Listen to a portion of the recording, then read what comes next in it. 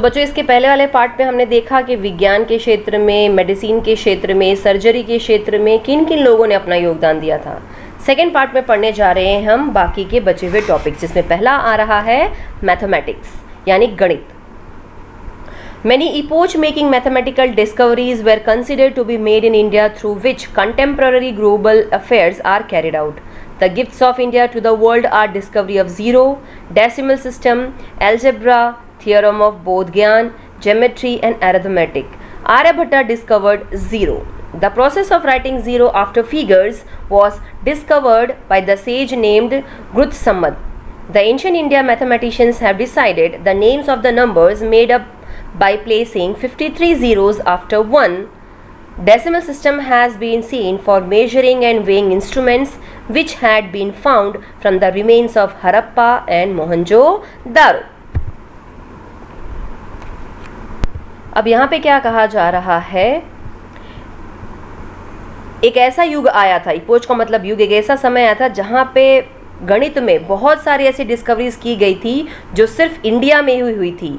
भले वो समकालीन विश्व के से जुड़ा हुआ टाइम था या रीजंस था, ये सारी डिस्कवरीज जो की गई थी रिलेटेड टू मैथ्स, वो सिर्फ इंडिया में ही उसकी शुरुआत हुई थी।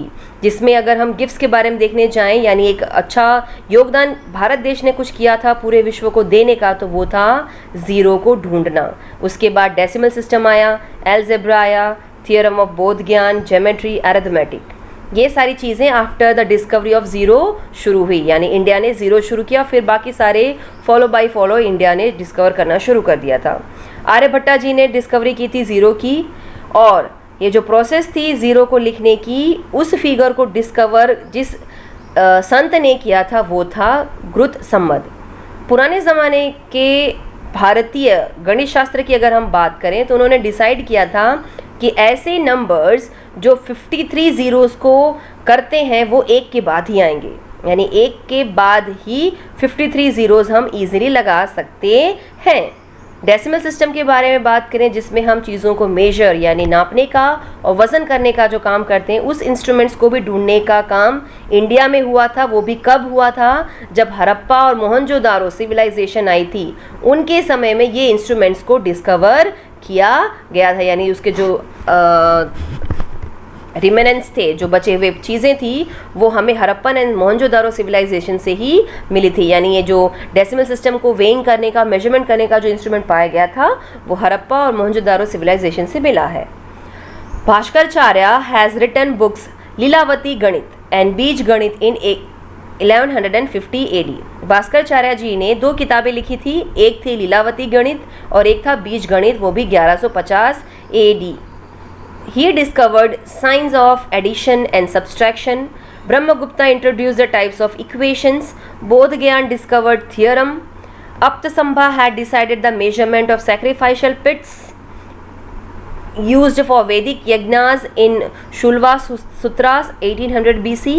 It also consists analysis of principles. Aryabhatta had mentioned the value of pi is 22/7 in his book Aryabhatyam. He also propounded the pi is constant to show the ratio of circumferences and diameter of the circle. अब यहाँ पे क्या बताया जा रहा है, भास्कराचार्य जी ने जो ये सिंबल्स आप देखते हो एडिशन के, सब्सट्रैक्शन के, वो उन्होंने ढूंढा था। ब्रह्मगुप्ता जी ने इक्वेशंस को ढूंढा था और उसके टाइप्स को इंट्रोड्यूस किया था। बोध्यान जी ने थियरम को ढूंढा था, जो ट्रायंगल की पॉलिसी होती है, जो आप मैथ्स में पढ़ते हैं। अप्तसंभा की बात करें तो उन्होंने मेजरमेंट डिसाइड किया कि जो यज्ञ करने का जो पिट होता है वो कितने बाय कितने का होना चाहिए, जो वैदिक यज्ञ से जुड़ा हुआ है शुल्वा सूत्रास में 1800 BC के आसपास का। उन्होंने ये भी ढूंढा कि किसी भी चीज़ को जब पढ़ना होता है तो उसके सिद्धांत क्या होते हैं। आर्यभट्टा जी ने पाई की जो वैल्यू है वो बताए कि एक पाई की जो वैल्यू होती है वो 22/7 होती है उनकी किताब आर्यभट्टियम में। इसके अलावा उन्होंने पाई को ये भी बताया कि अगर आप किसी भी चीज़ का रेशियो दिखाना चाहते हो, भले वो आउटर एरिया हो या सर्कल के अंदर का डायमीटर हो, तो वो पाई की मदद से ही ढूंढा जाया जा सकता है। Multiplication, addition, subtraction, square root, cube root etcetera Ashtang method introduced by Aryabhatta in his work. Hence, Aryabhatta is known as the father of the mathematics. Aryabhata ji को फादर ऑफ द मैथमेटिक्स ऐसे ही नहीं कहा जाता क्योंकि उन्होंने multiplication, addition, subtraction, square root, cube root ऐसे अनगिनत methods जो होते हैं मैथ्स को करने के लिए उसकी खोज की थी. Moreover he had written many books, other books like Dash Gitika and Aryabhatyam. He has described main principles of astronomy in short in his book named Arya Siddhanta. He found the solution of fundamentals of mathematics, for example arithmetic and geometry. इसके अलावा देखने जाएं तो उन्होंने बहुत सारी किताबें लिखी थी जिसमें से दश गीतिका और आर्यभट्टयम भी समावेश किया जाता है. उन्होंने ये बताया कि खगोल शास्त्र के जो सिद्धांत हैं जो उन्होंने आर्य सिद्धांता में लिखा है वो बताते हैं कि कैसे एस्ट्रोलॉजी के लिए बहुत अहम माना जाता है, एस्ट्रोनॉमी के लिए बहुत इम्पॉर्टेंट माना जाता है. उन्होंने इसका भी सलूशन ढूंढा कि गणित में एरिथमेटिक क्या है, ज्योमेट्री क्या है और अगर उसको ढूंढना पड़े, उसको सॉल्व करना पड़े तो उसके सलूशंस क्या क्या होंगे. इन शॉर्ट आर्यभट्टा जी ने गणित में हर एक छोटे मोटे फार्मूलाज की बात करें, सिंबल्स की बात करें, चीज़ों को सॉल्व करने का जो फंडा होता है उसके बारे में बात करें, हर चीज़ को ढूंढने का काम किया था. Apart from this, various aspects of mathematics has been discussed by many scholars in their books.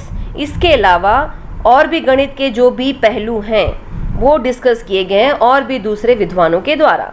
Among them the scholars like Baudhayana, Apastamba, Katyayana, Bhaskaracharya and Brahmagupta are included. यानी आर्यभट्टा के अलावा कुछ विद्वानों की अगर हम बात करें तो उसमें बोधियायन, अपास्तंभा, कात्यायन, भास्कराचार्य और ब्रह्मगुप्ता जी का समावेश किया जाता है. अब बात कर रहे हैं ऐसे दूसरे कौन से विज्ञान हैं, the other sciences. Many books were written on various sciences in the ancient India. बहुत सारी पुरानी किताबें लिखी गई थी पुराने ज़माने में विज्ञान के क्षेत्र में. कौन कौन सी हैं, ये किताबों के नाम दिए गए हैं और उनके द्वारा लिखी गई किताबें. जिसमें पहला आ रहा है प्रजनन शास्त्र जिसको ब्रह्म भैरवा पंचल जी ने लिखा था. चिकित्सा संग्रह, चक्र पनिदत्ता, कामसूत्रा, वत्सायन, वृक्षा आयुर्वेदा, महर्षि पराशर, योगाशास्त्र, महर्षि पतंजलि.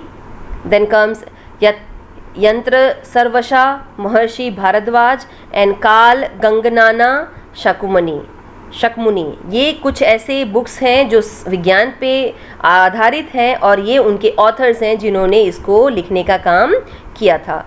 अब बात कर रहे हैं हम एस्ट्रोनॉमी की एंड एस्ट्रोलॉजी की, जो कि हर एक व्यक्ति जो है एस्ट्रोनॉमी में और एस्ट्रोलॉजी में बहुत विश्वास करता है. एस्ट्रोनॉमी होती है खगोल शास्त्र और एस्ट्रोलॉजी होती है ज्योतिष शास्त्र. जैसे लोग मानते हैं कि कौन सा दिन शुभ है, कौन सा दिन अशुभ है, कौन से प्लैनेट्स हैं वगैरह वगैरह. तो शुभ अशुभ का जो काम आता है वो एस्ट्रोलॉजी के अंदर आता है. तो चलो देखते हैं कि ये क्या है. Astronomy is the most ancient science. Many works, grantha related to astronomy had been written in India. An organized and deep study of astrology was made by Indian scientists, ancient universities. Planets and their movements, constellations and other celestial objects were used for calculations through which astrology and astronomy were developed remarkably. Predictions were made on the basis of planetary movements. Aryabhatta made a remarkable contribution in the field of astronomy. So the first Indian satellite was named Aryabhatta on his name. He declared that the earth rotates on its own axis and he proved that the basic reason of lunar eclipse is the shadow of the earth, which was addressed as Ajarbhar by the scholars. In the same manner, Brahmagupta popularized the laws of gravitation in his book ब्रह्म सिद्धांत. Astronomy यानी खगोल शास्त्र के बारे में बात करें तो सबसे पुराना विज्ञान माना जाता है. बहुत से ऐसी किताबों को जोड़ा जाता है एस्ट्रोनॉमी के साथ जो कि हमारे देश में ही लिखी गई थी. उनका सही तरीके से अरेंज करना और डिटेल में स्टडी करना उसे हम कहते हैं एस्ट्रोलॉजी का. जो पुराने ज़माने के जो भारतीय यूनिवर्सिटीज़ थी यानी विश्वविद्यालय थे उनमें किया गया था. जो ग्रह हैं और उनके जो मूवमेंट्स हैं, कॉन्स्टिलेशंस के बारे में बात करें या दूसरे जो भी चीज़ें जो आसमान में आई हुई हैं उन सभी को कैलकुलेट करके जिससे वो आइडिया लगाते थे कि भाई एस्ट्रोलॉजी में उनका क्या रोल है और एस्ट्रोनॉमी में उनका क्या रोल है. उससे क्या लगाया जाता था, प्रिडिक्ट किया जाता था, प्रिडिक्शंस यानी अंदाज़ा लगाया जाता था कि जब कोई ग्रह अपनी पोजीशन बदलता है तो कैसा पीरियड आएगा, कौन से मूवमेंट्स देखने को मिलेंगे, कौन से परिवर्तन हमारे एटमॉस्फेयर में देखने को मिलेगा। आर्यभट्टा जी ने ऐसे ही रिमार्केबल कंट्रीब्यूशन दिया है एस्ट्रोनॉमी में। इसी वजह से भारत का जो पहला सैटेलाइट लॉन्च किया गया था उसका नाम उन्होंने दिया था आर्यभट्टा, रखा गया था आर्यभट्टा। उन्होंने डिक्लेयर किया कि अर्थ जो है वो अपनी खुद की एक्सिस यानी ध्रुवी पे घूमता है, और उन्होंने ये भी बताया कि इसी की वजह से ये जो चंद्र ग्रहण लगता है वो किसी और रीज़न से नहीं, जब अर्थ का यानी पृथ्वी की जो परछाई है चांद पे पड़ती है तो वो लूनार एक्लिप्स यानी चंद्र ग्रहण के तौर पे देखने को मिलता है, जिसको उन्होंने नाम दिया था अजरभार, एक विद्वान के कहने पर। सेम तरीके से ब्रह्मगुप्ता जी ने ये समझाया कि जो ग्रेविटेशन ऑफ लॉ है, लॉ का जो ग्रेविटेशन है उसके बारे में उन्होंने डिटेल में उल्लेख किया है उनकी किताब ब्रह्म सिद्धांत में। Brahmihir was the great astrologer and astronomer who divided astrology into 3 sections: Tantra, Hora and Samhita. His grantha named Brihad Samhita gives information regarding effects of planets on man's future, his characteristics, various classes of animals, the time of marriage, ponds, wells, gardens and good omen for sowing. We should feel pride that our ancestors were experts in the various sciences. ये हैं astrologer ज्योतिष शास्त्र जी ब्रह्ममिहिर जी। ब्रह्ममिहिर एक अपने आप में बहुत बड़े एस्ट्रोलॉजर ज्योतिष शास्त्र माने जाते थे और खगोल शास्त्री भी माने जाते थे। उन्होंने एस्ट्रोलॉजी को 3 सेक्शंस में डिवाइड किया था, तंत्रा में, होरा और संहिता। उनकी जो ग्रंथ है जिसे बृहद संहिता के नाम से जाना जाता है, जो डिटेल में हमें इंफॉर्मेशंस देती है कि जो ग्रह हैं उसका इंसान के भविष्य पर क्या असर देखने को मिलता है, उसके जो लक्षण होते हैं, उसमें भले जानवरों के बारे में बात करें, कब उस व्यक्ति की शादी होगी, तालाबों के बारे में बात करें, कुआं हो गया, गार्डन हो गए, या फिर खेती बाड़ी करने का जो सही समय होता है, इन सभी चीज़ों को जो प्रेडिक्ट करने का टाइम था वो ब्रह्ममिहिर जी के द्वारा ब्रह्म संहिता में अच्छे तरीके से जताया बताया गया है। तो हमें कहीं ना कहीं खुद पे गर्व महसूस करना चाहिए कि हमारे पूर्वजों ने हमें विज्ञान के क्षेत्र में अपनी जो एक्सपर्ट एडवाइजेस थी और जो डिस्कवरीज थी वो हम तक पहुंचाई। अब बात करते हैं वास्तुशास्त्र की, जो कि हर एक भारतीय मानता है। कोई भी चीज़ को जब हम नए तरीके से बनवाने जा रहे होते हैं तो हम वास्तु में बहुत बिलीव करते हैं। जैसे भगवान का जो मंदिर है वो किस डायरेक्शन में आना चाहिए, किस डायरेक्शन में किचन होना चाहिए, किस डायरेक्शन में बेड लगना चाहिए, वगैरह वगैरह। तो वही हम यहाँ पे पढ़ने जा रहे हैं। There is an immense contribution of ancient India in the field of Vastu Shastra. It is an inseparable part of astrology. Vastu Shastra of India is being recognized, dignified and praised by many countries of the world. Brahma, Narad, Brahaspati, Bhrigu, Vashishta and Vishwakarma have made unique contribution in the field of Vastu Shastra. अगर हम contribution के बारे में बात करने जाएं भारत में, तो वास्तुशास्त्र के क्षेत्र में भारत का जो कंट्रीब्यूशन है वो सबसे ज़्यादा है। और एस्ट्रोलॉजी जो है, जो ज्योतिष शास्त्र है, वो इसका एक अहम हिस्सा माना जाता है जिसे हम कभी सेपरेट नहीं कर सकते। वास्तुशास्त्र जो है वो भारत में तब से पहचाना जा रहा है जब से इसकी खोज की गई, उसको उसकी वैल्यू दी गई और दूसरे देशों में भी इसको अपनाया गया है। ब्रह्मा जी, नारद जी, बृहस्पति जी, भृगु जी, वशिष्ठ जी और विश्वकर्मा जी, इनका जो योगदान है वास्तुशास्त्र में वो यहाँ पे बताया गया है। They have propagated the principles of construction for dwellings, temple, palace, अश्वाशाला, forts, storehouse of ammunitions and the town planning. इन्होंने फॉलो करवाया इसके सिद्धांतों को जब भी लोगों को किसी चीज़ का कंस्ट्रक्शन करवाना था या यहाँ से वहाँ घूमने जाना था, मंदिर बनवाना है, महल बनवाने हैं, जानवरों के रहने की जो जगह है उसको बात करें, बड़े बड़े फोर्ट्स के बारे में बात करें, ऐसी जगह जहाँ वेपन्स को रखा जाता था या किसी भी टाउन को जब प्लान किया जाता था, इन सभी चीज़ों की जो डिटेल है वो वास्तुशास्त्र में दी गई है कि किसी भी चीज़ को जब हमें कंस्ट्रक्ट करवाना है तो कैसे करवाना चाहिए। The description of Vastushastra is mentioned in Brihat Samhita. Rana Kumbha of Mewar revived this science in the 15th century. अब यहाँ पे क्या बताया जा रहा है कि इसके बारे में डिटेल में आपको वास्तुशास्त्र का जो भी गणित है, जो भी तरीका है, वो एक किताब में, बृहद संहिता नाम की किताब है, उसमें दिखाया गया है। राणा कुंभा जो मेवाड़ से बिलोंग करते थे, उन्होंने इस साइंस को दोबारा से बनवाया। कब? 15वीं सदी में, 15th सेंचुरी में। According to the traditional belief, Vishwakarma was the first architect of gods. पुराने ज़माने के लोगों की सोच के हिसाब से देखने जाएं तो विश्वकर्मा जी जो थे वो पहले आर्किटेक्ट थे, ऐसे व्यक्ति थे जिन्होंने कंस्ट्रक्शन करवाया था, वो भी किसके आर्किटेक्ट? भगवान के। ही डिवाइडेड वास्तुशास्त्र इनटू 8 सेक्शंस। उन्होंने 8 सेक्शंस में वास्तुशास्त्र को डिवाइड किया है। Various information of Vastushastra like selection of place, shapes, structure, proper planning of things, temples, Brahmasthan, dining room, bedroom, etc. are mentioned. As the time passes by, changes are taking place regarding the principles and understanding of Vastu Shastra. Now it is being adopted by the foreigners.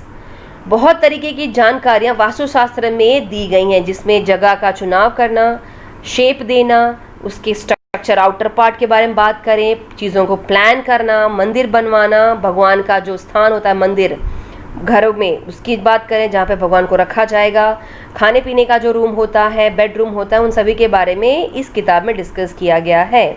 जैसे जैसे समय बदलता गया, बहुत सारे बदलाव इनके सिद्धांतों में देखते गए, पर कहीं ना कहीं वास्तुशास्त्र को समझने में हर एक चीज़ का अपना एक अहम रोल दिखाया गया है। और आप तब नहीं, अभी भी अगर आप देखने जाएंगे तो विदेशी लोग भी इस तरीके के शास्त्र को अपनाते हैं। Ancient Indian knowledge of science has been accepted by the world. Indian culture is very vast and heterogeneous. It is a blending of science and regional traditional ideals and practical knowledge, which is rarely seen in the other countries of world. Tolerance and equality towards all religions is seen in our culture. In spite of having diversity in religion, lifestyle and values, we see unity in our country. We should not forget that Indian culture reflects unique feature of unity in diversity.